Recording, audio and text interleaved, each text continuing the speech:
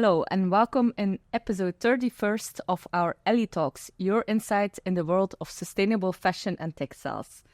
Today we have as a guest Anse Smeets. You are a researcher, circular economy at VITO. Welcome, Anse. Thank you. So maybe to briefly introduce VITO, VITO is a Flemish independent research organization in the field of cleantech and sustainable development. VITO is also a coordinator of the Horizon 2020 SCIRT project, on which we will talk today. So welcome, Anse. To start our podcast, we always like to introduce our guests by talking a little bit about your personal life and what motivates you in life. Can you maybe share some insights on who you are and what drives you? Sure. First of all, thank you for inviting me. Very happy to be here. What motivates me in life? I think, first of all, my most important role at the moment and for the rest of my life is being a mom. I am mom to a little boy, toddler, almost 2 years old now. And I think what Judith and Yasmin mentioned during the episode on their children's book also kind of resonated with me, that once you become a parent, you really start viewing the world in a different way. So what I do try to do is, to the extent possible, I try to make some changes in my personal life or to make some positive impact in my personal life, also in my professional life. And I also try to pass on that message to our kid that no matter how small, it's always possible to make a positive contribution. In my personal life, that means making pragmatic but conscious choices on where we spend our money or how we can support our local community. And on a professional level, I work in sustainability, of course. The thing is that sustainability has maybe become a bit of a buzzword. Mm-hmm. Of course, as it should be, it's a highly relevant topic. But what I really love about what we do at VITO is that we always try to bring in the scientific underpinning and the nuance into the debate, because I feel like sustainability discussion is often portrayed as a black and white story, which it is not. Yes, correct. So, we always try to take the systemic perspective. So, yes, the sustainability and circularity transition is a key priority, but we should also take into account the socio-economic context that we operate in. So it should also be a just transition that is financially viable. And the way we work at VITO and the way we tackle that is something that I really love about what I do. Okay, great to hear. And let's zoom into that. We're here today to talk about the SCIRT project. Can you maybe describe what that project entails? Yes, SCIRT stands for System Circularity and Innovative Recycling of Textiles, of course. It's a Horizon 2020 research project, so it's supported by the European Commission. It's a project that involves 18 partners, 18 front runners from industry, knowledge institutions, academia, and it has a focus on textiles recycling. Okay, and when did it start? We got started in early on 2021 or in spring 2021, and we will have our final event already this November, so time flies. Time flies indeed, we know. Can you maybe explain to our listeners or viewers why this type of project is necessary today? When we look at the circularity transition in textiles, you could ask the question, why the focus on recycling? We, of course, agree that the first priority should be to extend product lifetimes as long as possible via good design and repair and reuse and upcycling. But inevitably, each garment will become end of life at some point. And then we also need good recycling solutions where we can recover the valuable materials and fibers inside to reuse them in another textiles application. Something that at this moment, for numerous reasons, happens far too little. So can I say then that is the goal of the SCIRT project? We want, on the technological perspective, we focus on recycling, but we don't just want to showcase once that it is possible to develop garments with a high recycled content from post-consumer fibers. We really want to showcase the value chain perspective and tap into the supply-demand gap that we see in terms of recycled fibers and yarns. We know that there are huge volumes of textiles being discarded before they were still partially incinerated. Today, because of the mandatory separate collection, we will have to deal with them in some way. A lot of those garments are unfit for reuse due to poor quality. So on the one hand, there's a big inflow for recycling. On the other hand, we see that a lot of brands are under a lot of pressure and have a high demand for increasing the recycled content in their garments. But apparently there appears to be a mismatch, or supply and demand don't always manage to find each other, also often for quality reasons, among others.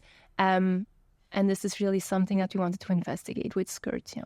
And how does that research project work? What are the steps that we're taking during the trajectory? From the technological perspective, we really try to involve the entire value chain.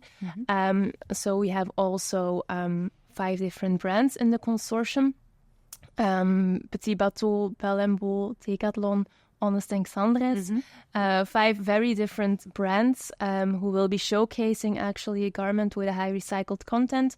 And we first looked into what are their needs, what specifications do they need for their garment, also in terms of, for example, quality and functionality. We have been doing some tests both at lab and pilot scale for different recycling technologies, and now we are in the upscaling phase, doing some industrial runs, so the garments and the prototypes will be in stores soon. And then maybe also very important to mention, we will probably dive into it later on, but next to the technical perspective, we also take into account this systemic view. So how can we realize this at the lowest possible societal impact? What's the role of EPR? What is the involvement of the customer in all this story? Which are relevant business models to look into? So again, next to the technological dimension, we also look at this more systemic part. Okay, interesting. And indeed, we will dive into that. I want to go back a little bit to the brands, because having the brands engaged in this project was also very important. Can you maybe explain why? It's not only technology driven?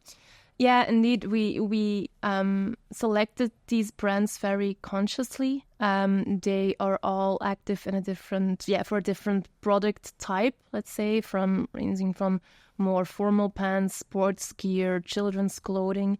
They operate in a very different market segment in terms of quality, in terms of pricing. Also the level of vertical integration, for example. How integrated is their production chain? There we also sought for some complementarity, the compositions of their products. So we really try to actually have a nice representation of the fashion market, let's say, with the brands that we selected. Okay. It is a research project where not all the goals were achieved.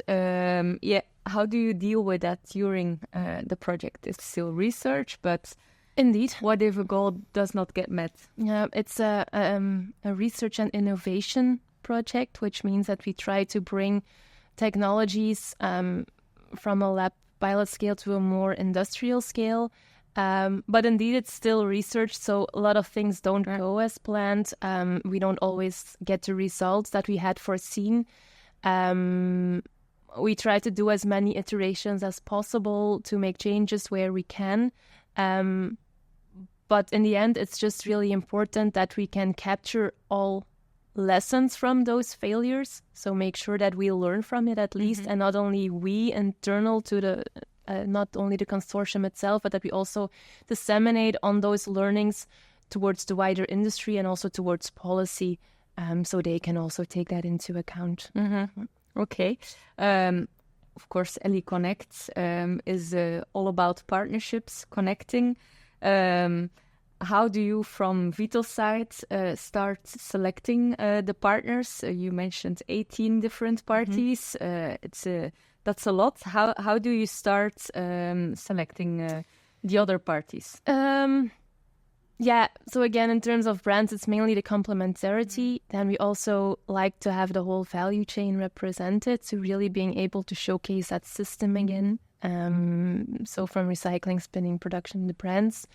And then more for the, let's say, the knowledge partners who work on this systemic aspects of the project. There we just mainly look at expertise.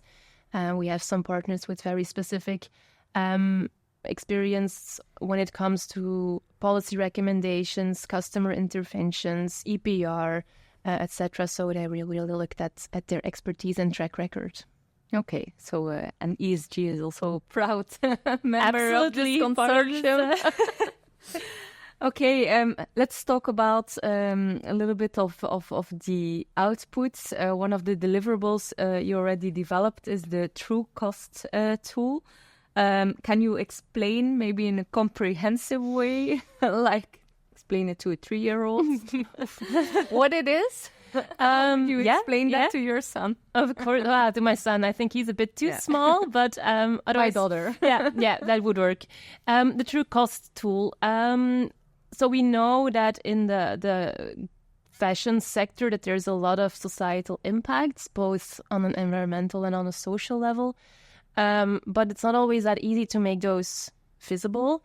And what we try to do with the true cost tool is actually calculate for a garment over its entire life cycle, what next to the financial cost that we all know, the additional societal cost would be. Mm-hmm. So we actually calculate the true price of a garment or the true cost of a garment, taking into account all social and environmental externalities that happen during production, use, and also disposal. And we very simply we just put euros on them to actually see where the difference lies between what we pay in store or what is being paid to produce a certain garment compared to what the true cost would be. And why is it so important to show that, to develop that kind of model? Yeah, we know that often also in the fashion sector and in our fast fashion system, there's often a race to the bottom when it comes to prices.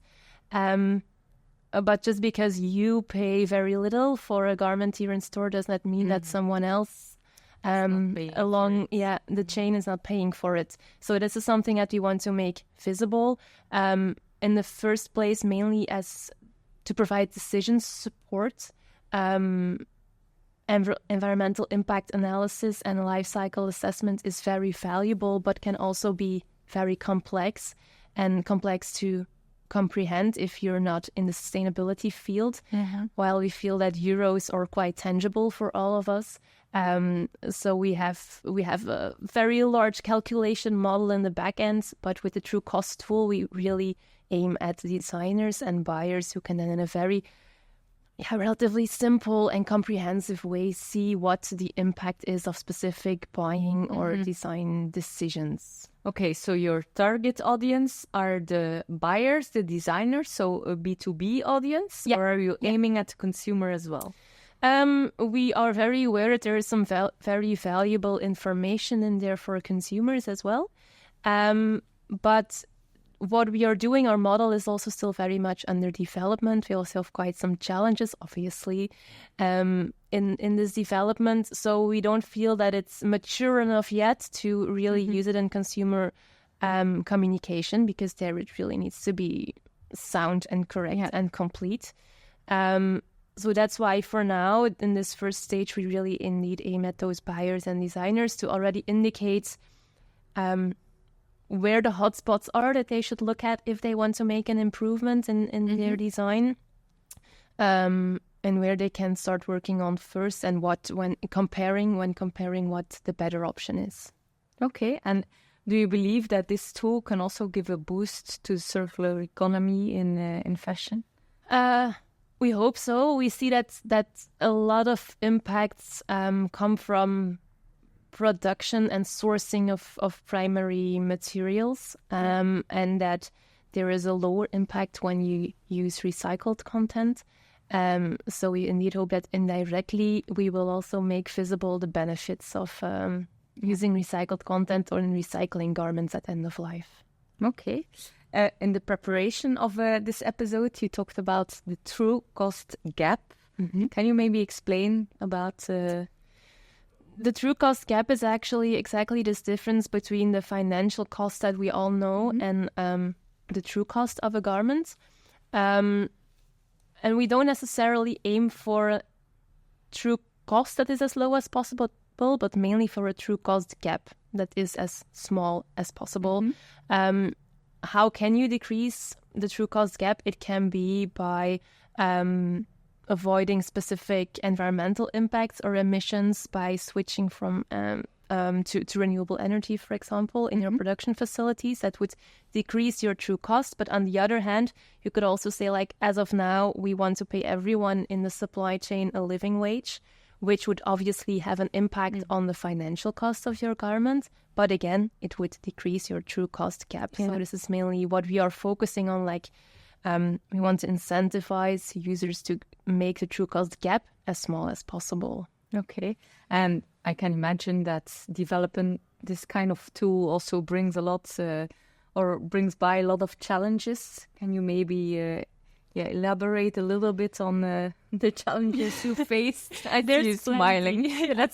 There's plenty of challenges. That's also, again, it's a research project.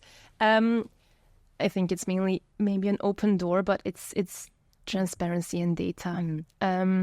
It's a very challenging sector, a very global sector, very limited transparency.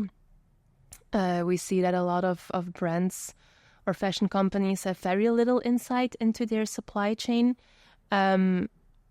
which also means we have a lot of data from the databases we have access to, from literature. We know quite a lot, but we only can get the best result if we have a lot of first-hand data from an actual supply chain. And that is very often lacking.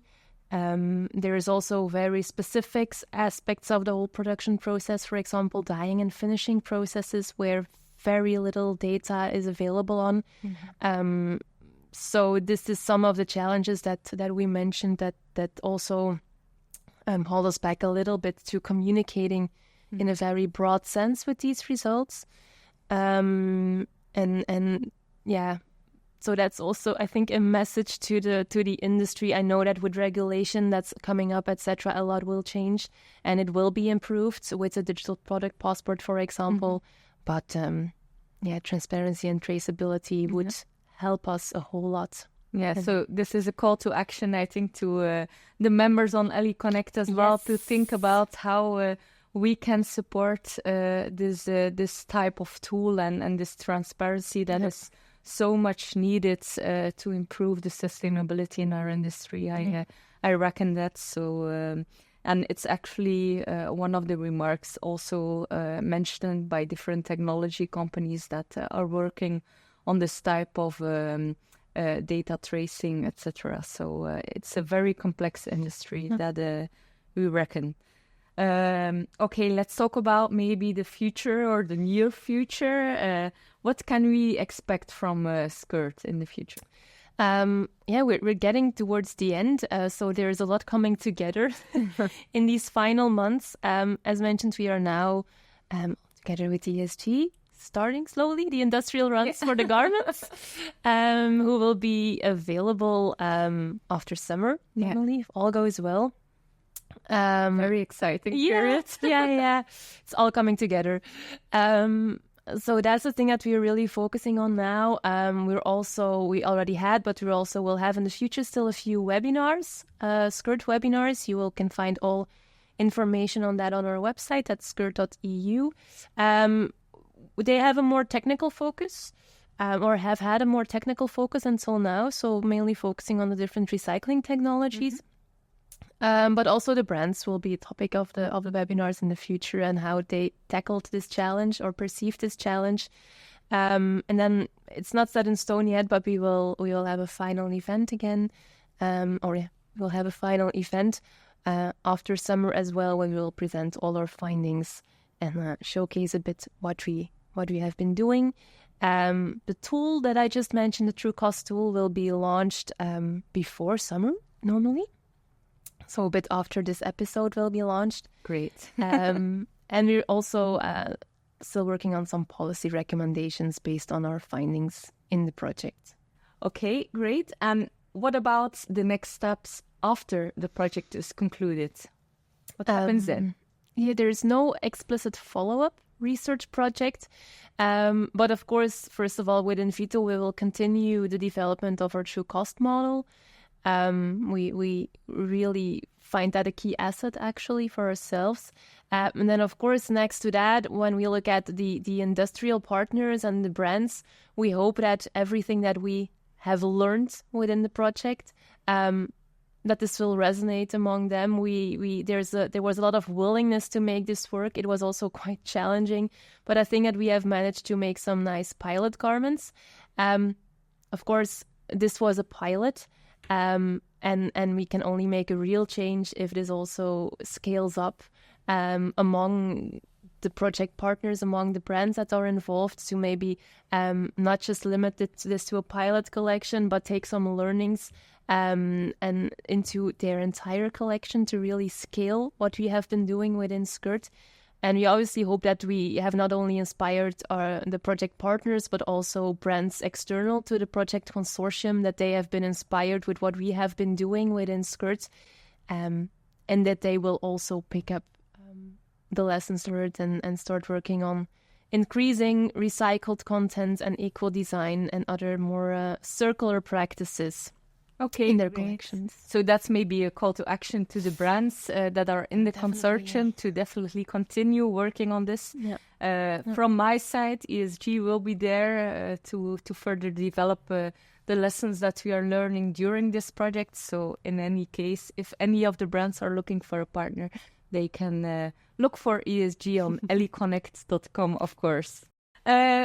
Maybe to finalize a little bit with maybe a lesson learned, is there any message you would like to give to the audience today? If there is something I have learned from this whole trajectory of developing the true cost concept, is that it all comes down to a true cost per wear. You can design a product that is very circular or well designed or can be recycled at end of life. What is really key is to make sure that it can be worn a lot. Because in the end, that's what's really important. And you can achieve this via, first of all, good quality, making sure that it has a long technical lifetime, your garment. But there's, of course, other incentives that are needed to make sure that also in practice, a garment gets worn a lot. More than today in our fast fashion system, if you look at the averages. So that is, I think, that is really has been an eye-opener for me, that what's really important is that impact, let's say, per time, for each time that you wear a garment, and the more you wear it, the smaller it gets. So okay, great. Well, maybe I give you another opportunity to launch a call to action to the audience as well. If you want to repeat the call to action about the True Cost tool, please feel free to. But is there anything else you would like to share with our listeners or viewers today? Is there something they can do for you or for the world? Data again. Okay. Yeah. Data is key. Yeah. Communication. It's garbage in, garbage out. Absolutely. They always say in software. So I think that's well noted down. Thank you for that. Also, thank you very much for your work on this and for sharing your insights and your passion. Next to the call to actions, I would like to call everyone to share your insights on this. Subscribe on Ellie.Connect.com. Please review this episode and stay tuned for more engaging interviews. Thank you very much, and let's continue doing great things together.